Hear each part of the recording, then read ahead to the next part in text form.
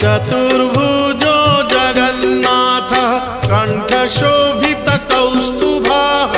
पद्मनाभो देवगर्भश्चन्द्रसूर्यविलोकनः जगन्नाथो लोकनाथो नीलाद्रीशः परो हरिः